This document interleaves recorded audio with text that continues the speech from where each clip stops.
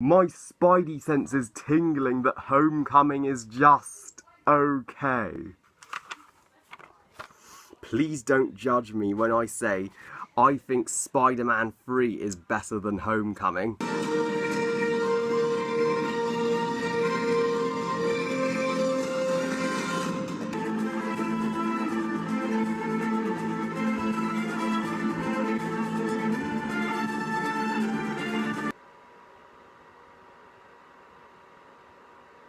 Spider-Man Homecoming, the second Spider-Man reboot, the 16th movie in the MCU overall, and the third incarnation of Spidey. First it was Tobey Maguire, then Andrew Garfield, and now it's Tom Holland. So Spider-Man Homecoming tells the very different Spider-Man story of it completely skips the whole Uncle Ben death and origin story since we've already seen it, we know it's all happened.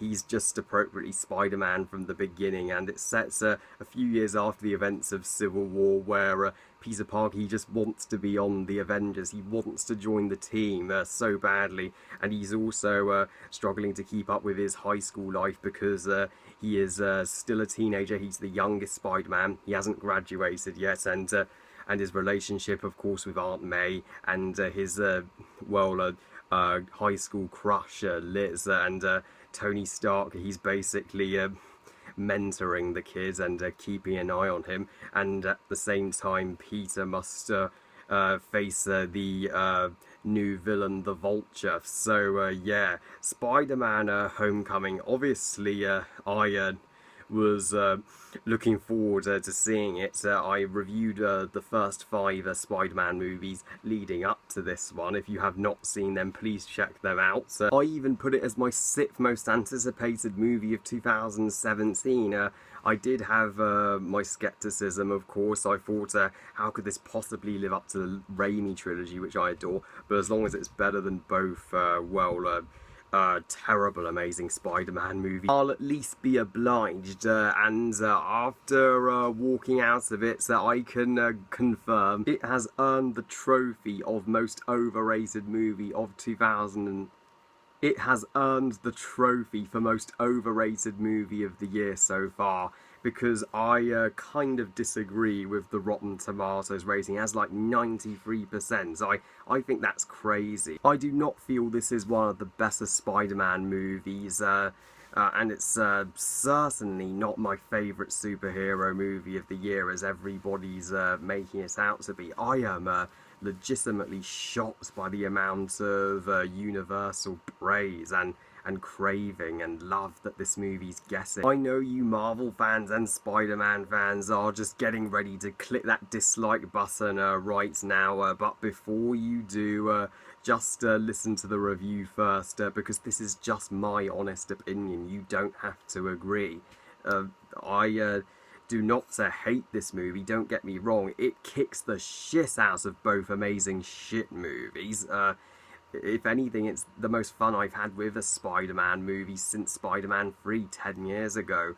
It's just another decent MCU entry. I'd probably rank it on par with Guardians Volume 2, which I also found just okay and overrated. But before we get to the disappointing things, let's delve into the positives first. Tom Holland, worthy successor to Tobey Maguire. Not as good as Tobey Maguire, but at least he was enjoying himself and captured the heart and wit and charm of the timeless comic book character, and he's the right age, he's the appropriate high school age that we've all been waiting to see since 2002, and he's a great improvement over Andrew Garfield, who was a terrible Spider-Man. He was as bored and as convincing as a plank of wood, whereas Tom Holland has much more energy to it. I also really enjoyed Marissa Tomei as Aunt May. She's the youngest actress ever to play Aunt May, which was a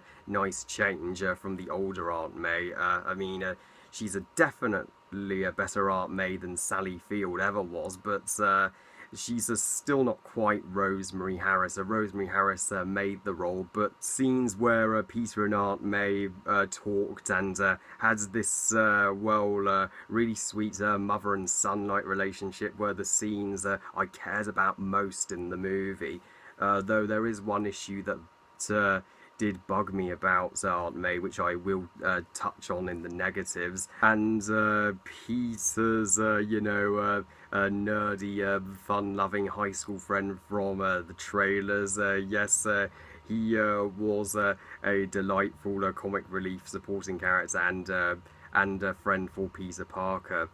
Even though Harry Osborn was kind of missed. Can we have James Franco back? And the movie immediately benefits from completely avoiding and taking out the whole origin story with the murder of Uncle Ben, because we've seen it done 1,000,000 times by now. We know how it all happens, so we didn't need to see it for the 3rd time. That was a mistake the amazing shit movies made, but this movie fixed that problem, and it's just a new kind of Spider-Man story. It's refreshing to see a Spider-Man as an actual kid and take place in high school.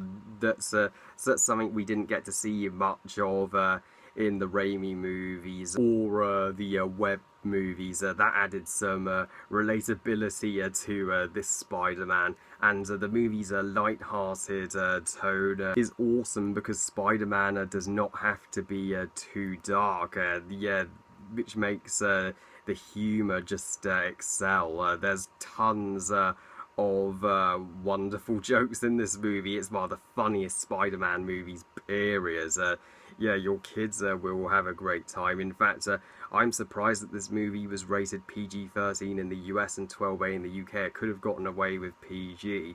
And Michael Giacchino's theme wasn't half bad. Michael Giacchino, I thought your score was forgettable in Rogue One, but you have made up for it here.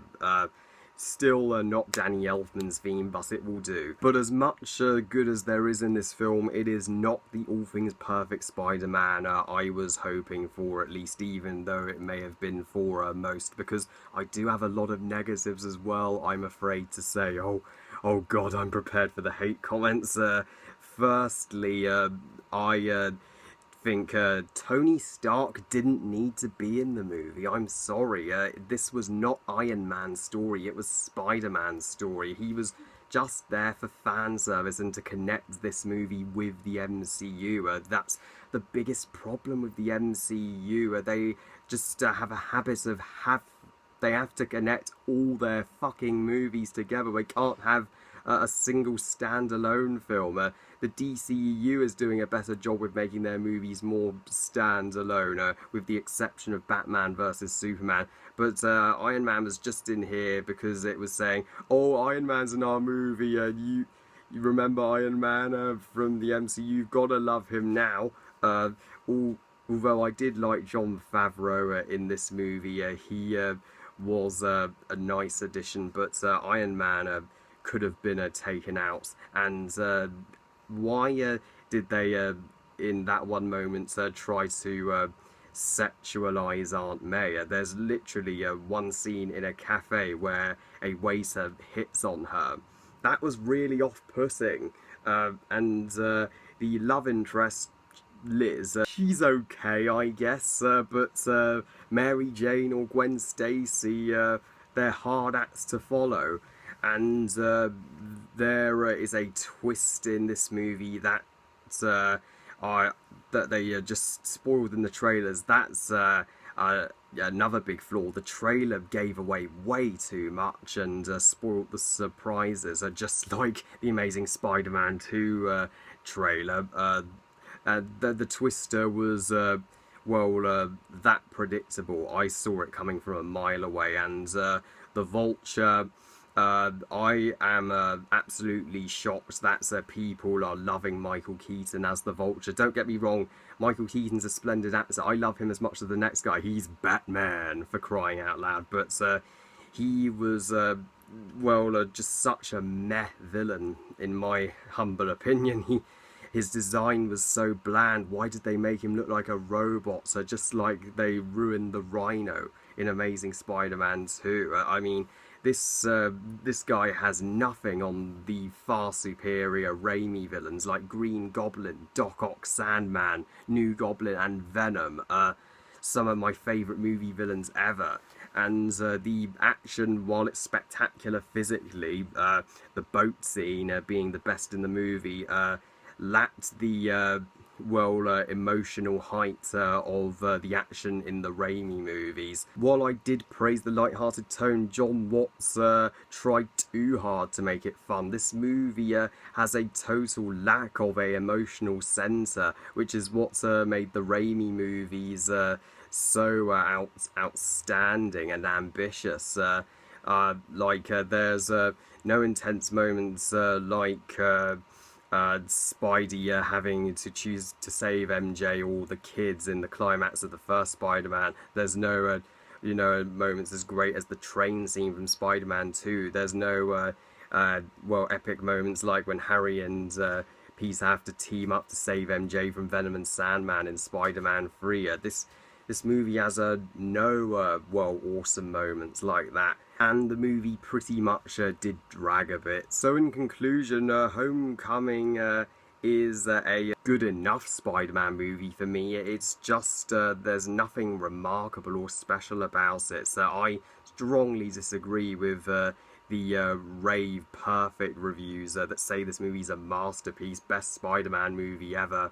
I really don't get it. And yeah, Jeremy Jahns and Grace Randolph both loved it and fanboyed out, so whereas Chris Stuckman was more critical, and his review was probably the best because he actually analysed it in greater detail than they did. And Rachel Wanger, she agrees with me. She found it just okay but overrated, and so did Ollie Pajak. Glad the three of us agree. I have to agree with the people who are in the minority, who are a little disappointed with this movie, who liked it but were expecting more.